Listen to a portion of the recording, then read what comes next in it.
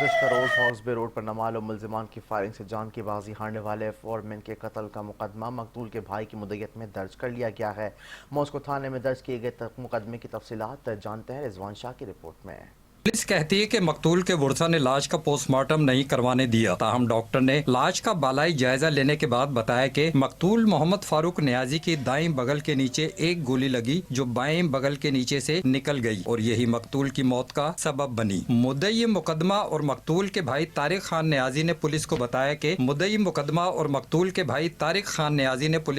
کہ محمد فاروق العمران freight services میں four مین کے طور پر کام کر رہا تھا۔ وہ گزشتہ روز حسب معمول ڈیوٹی پر جانے کے لیے صبح 9 بجے گھر سے نکلا، لیکن راستے میں نامعلوم افراد کی فائرنگ کا نشانہ بن گیا۔ دوپہر کو بھائی کے نمبر سے ہی اطلاع ملی، اسپتال پہنچا تو بھائی کی لاش پڑی تھی۔ مدعی طارق خان نیازی کے مطابق مقتول 5 بچوں کا باپ اور آبائی تعلق میاں والی سے تھا۔ مقتول کے بھائی کا کہنا ہے کہ کسی سے نہ کوئی رنجش تھی نہ کوئی دشمنی، پھر میرے بھائی کو کس نے اور کیوں قتل کیا؟ پولیس قاتلوں کو گرفتار کر کے ہمیں انصاف فراہم کرے۔ رضوان شاہ، 5 نیوز، کراچی۔